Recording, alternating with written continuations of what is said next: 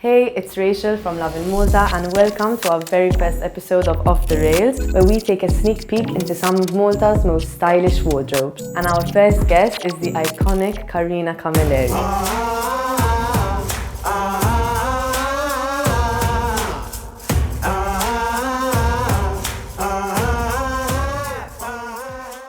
You brought in your a few more than five favorite items from your wardrobe. I did. And you said they all have amazing stories to go with them. Yes. So which one would you like to start with? I think I'll start with this skirt because this, shall I take it off the rails? Is that okay? This didn't actually start as a skirt. It was a pair of jeans. Okay. Bought from, I can say where it's bought from because the place doesn't exist, Mary House, for a 10-year-old girl. So they were these tight from the waist and then flares, which I wore for a while. And then as I started putting on weight, I took them to Charles and I said, listen, I had bought this, which is another skirt. This is a whole skirt from a jumble sale for 50 cents. And they're Levi's. Yes. Cool. And I told Charles, I said, I need to carry on wearing these jeans. Can you convert them into a skirt and widen the waistband? Because, you know, for obvious reasons. And we came up with this look. So I've had that for a very, very long time, probably 20 years. This is my cardinal shirt because this is by Balenciaga. Yeah. And this is the famous shirt where I got, during the Benjamin program, I got thrown into the pool with. Okay. A bit of history to that shirt. Yeah. And it was not meant to get wet. This is dry clean only. So when I was going into the pool, knowing that, I was like, oh God, what's happening? Then we have one of my first three, I think, because this is the dress I wore for Ben's wedding, for Ben and Kristina's wedding. Amazing. And when I went to London to buy something to wear, and I went with my very good friend Joe Fountain, and we toured the whole area, and I didn't find anything. And I was like, I have to come again. And he's like, no, we're walking back to the hotel, and he's like, Illa, we haven't been into Saint Laurent. And I said, oh. So we go in and we see this really good-looking guy, goodly looking, you know. And he's like, oh, madam. And I'm like, yeah, hi, you know, would you like some champagne? Sure. And Joe's going around the shop, and he's like, he picked it up. He said, we found it. So, you know, a bottle of champagne later.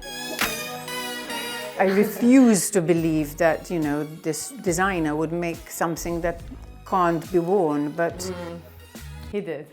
I don't think he had Maltese roads in mind, you know. And one time I went to a dinner and they decided to close my road in Nashar, so I'm walking along the wall like this, and the policeman came, he told me, just in Euro, and I'm like, my shoes happened. So you can walk on a normal surface, but ideally you have a couple of friends, one on either side, to help you out. But they're super cool. Then you have this little hat, not so little hat. No, not so little, and it's to wear it. Actually, you said you wanted to try it on. Go for it. Because I'm a huge fan of Jacques Mousse, and it's very Jacques Mousse-esque. There. Okay, you can do it for me. But there you go. That's how it works. Okay. With the hair? Hair all the way, and we have a band there. Half of that's how you would wear it. And then hopefully you won't meet too many people that you want to kiss because you don't want them to disturb the angle of the hat. No, they can just kiss me on one side of my cheek. Yeah, it looks great on you. This turban I love. It's lovely. It's really, really lovely. Don't know how I look. What brand is this?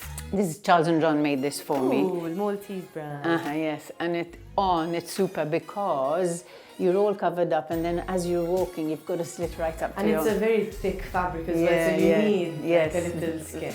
Very glamour. It's really, really cool. The sleeves falling apart. I mean, on the hanger, it doesn't say much, but very glamorous. It's a local design, obviously made by local designers, and because he designed it for me as well. The colors, like you're not sure what it is. It's like a purple or a blue, a mauve, yeah.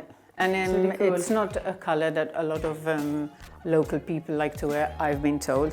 Last but not least, I think this bag is when we went on honeymoon, and that's 32 and a half years ago, I wanted to buy a Louis Vuitton, and I've obviously had it since then because I've been married for 32 years.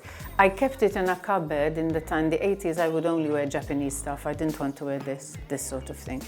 And I kept it in a cupboard for about 6 years, and it ended up all moldy. Oh, no. So I took it back to them, and they changed the straps. But it has a lot of sentimental value. The fact that I've kept it for so long, I'm super trascurata. I lose things, so I like the fact that I've hung on to this. It's a statement piece, I think. So thank you for coming in. Pleasure. Thanks for showing me all of your amazing clothes. Pleasure. Oh, not all, but... Well, your 5 top picks. I'm sure it was hard to pick. The top 5. You know, it changes. Every season I seem to think, I lean towards one thing more than the other. And sometimes I go through years where I don't wear the item. Then you revisit. And then, Yeah, for sure. So if you're going to do this in a couple of years' time, we'll have a different you selection. back. Thanks for tuning in, and keep your eyes peeled for the next episode on Lovin Malta.